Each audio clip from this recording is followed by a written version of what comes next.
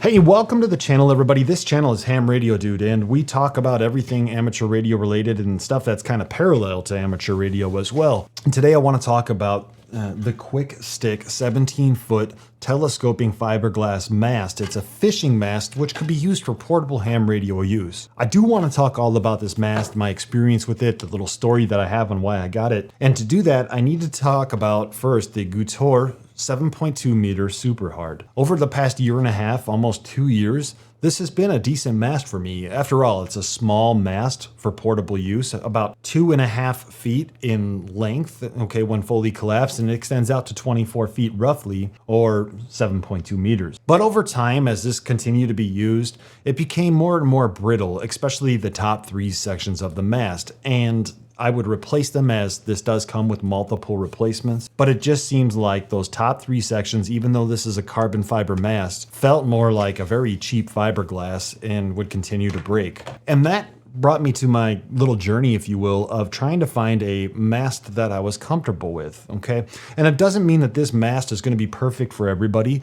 It doesn't mean that this mast doesn't have flaws, because there's a couple we'll talk about. But overall, I like where this mast is going. This mast is called, again, the Kwik Stiks. It's by a company called South Bend, and it's a 17-foot fiberglass mast.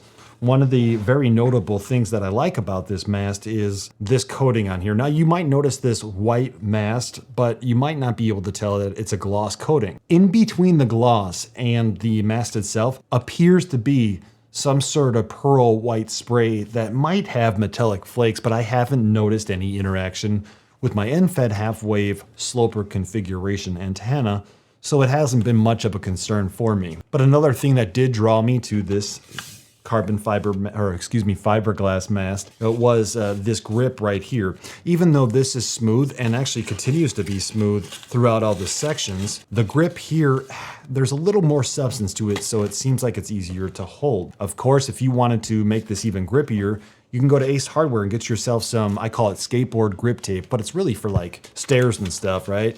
And you could just apply it here and it gives you something to grip onto. Regardless though, I've been really happy with this grip section. I've been happy with the glossy, smooth surface of the carbon fiber mast and how that helps it extend out as well as retract. Now you might actually hear that. What is in there and why does that sound so bad? Well, there's probably sand in there because I need to clean this. And it is very easy to clean, especially with the fact that you could unscrew this bottom section here, take out each section and clean them. In fact, now that we're at this point, I could show you what this looks like here. And you're gonna notice that not the whole thing is glossy. The last 1.5 to 2 inches, I don't know, doesn't have a gloss coat on it, but that's fine because that never gets exposed to the outdoor elements when it is fully expanded out. Okay, and real quick, speaking of fully expanding this out, in a previous video, I have showed you the way I do things incorrectly, always, but what you are not gonna wanna do with any mast really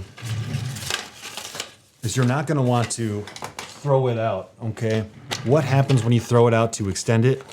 Well, the force becomes so strong between the sections that they're essentially forced to open as far as they will go. And then you risk cracking each section here, but also not being able to get your mast to collapse again. And I've had that happen with this. Unfortunately, this has been durable enough for me to kind of force the sections to close without it breaking. And that's something I can't say about other masts because I've broken other masts for that exact reason. I'd like to point out that that is actually a feature, you know, where you see there's no gloss at the last couple of inches.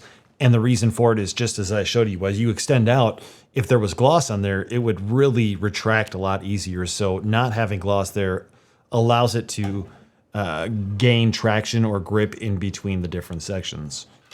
The top of the fiberglass mast here actually has a little fishing loop or inlet, I think they call it. Now, a couple of suggestions about that inlet right there. You could, get a super glue. And what you're gonna wanna do to make that stronger is you could super glue where the eyelet meets the fiberglass. And by doing that and letting that super glue dry, you basically created a stronger bond between the two. Now, how do you attach your antenna to that? Well, you could just get yourself like a fishing hook swivel. Actually, hold on a second. Okay, I can't find any swivels, but basically what you could do is get yourself 2 swivels, you know, those ones that lock and unlock, and you could basically tie a swivel to each each end of the fishing line. Then you could hook the one swivel that's exposed to the top portion of the eyelet, and the other portion would attach to your antenna, your end-fed half-wave sloper. So these are nice for portable use on typically wire configuration antennas, and even if you have a couple of problems, you could still find a workaround. What I mean by that is, with the goture, with the Black Widow, I could use this standard fishing rod holder, spike it into the ground, and then place the mast inside. But unfortunately, that doesn't work with this one, so that's kind of a drawback. I'm sure if you go to your local Big R, Fleet Farm, Farm and Fleet, Walmart, Bass Pro Shop, or any other outdoor sports store, you might be able to find one of these fishing rod holders with a wider base, if you will. But another solution would be, if you need to mount this antenna, you can get yourself a piece of PVC that would fit right inside of here, and maybe even just take this to the store with you. Find one that fits in there, and if it's not completely snug, use some electrical tape around the outside of the PVC. Then get yourself a tent spike and put it within the PVC, but also having the tent spike exposed out a little bit more, and pour epoxy into the PVC and let it set. Then what happens is you could spike the tent spike into the ground as the PVC basically stands up, and you could put this rod over the PVC. So that's just another option you have there. Furthermore, you could use 550 cord to tie this to a tree, to your truck, to something outdoors, and you could even maybe make your own guy wire support spacer, if you will, by finding yourself a nylon cutting board or 3D printing a spacer here that will hold some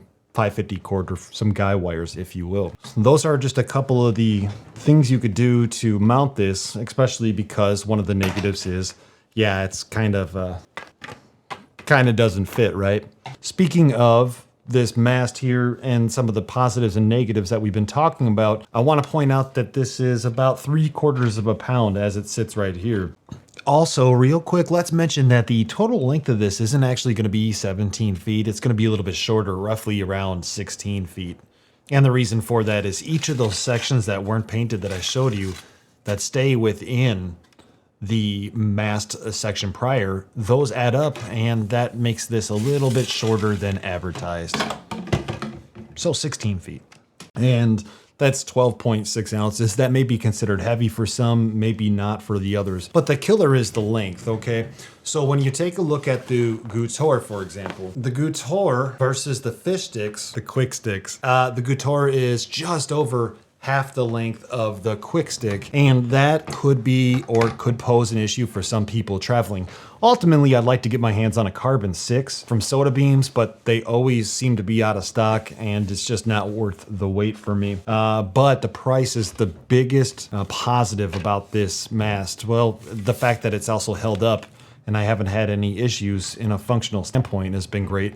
But the price is great. Now, you could frequently go onto Amazon.com. For example, all last month, this 17-foot Kwik Stik mast was $16.99. Now, they've raised their price up to $37.99. But if you look at the price chart on there, it appears that this will probably go down in price again. So what I'm trying to say is keep your eyes out on Amazon for this $17 fiberglass mast. Both of these masts are made in China. This one states it and this one doesn't. The nice thing about this mast, though, is there's a company, South Bend, which is a US-based company, and if you have problems with it, maybe you could reach out to them and get some kind of support. Whereas goture, I don't know if you're gonna have as much luck with the support. Let me go ahead and take out some of these sections, okay? And one of the things I want to mention when you take out these sections is if you need to clean out the insides here, there's two things you could do. You could get like an air compressor and try to blow an air compressor out of here, or you can get a piece of wire, okay, and you can get a small rag, okay. It's like a bore snake for a pew-pew. And what you could do is if you had a wire, you fish it through here first and then pull this out, and it would basically take this and allow you to clean the inside of this. And then for the actual outer portions of the mast, I just use some soap and water with a microfiber rag, and I slowly wipe them off, okay? I've used this in sand, I've used this in dirt, and it seems to hold up pretty well. With that, I think I've covered everything I know to cover. After all, it's just a mast, but I do hope that this episode brought you some kind of value. I do hope that this helped you make a decision. Remember, not all of us are using these for the same thing, so check out the comments below for what other people think. And maybe other people have some recommendations on masts. I'd be kind of curious to hear what you have to say. Anyways, I hope you have a good one. Thanks for checking out the channel. Thanks for watching. What do you think? Let me know in the comments below. 73.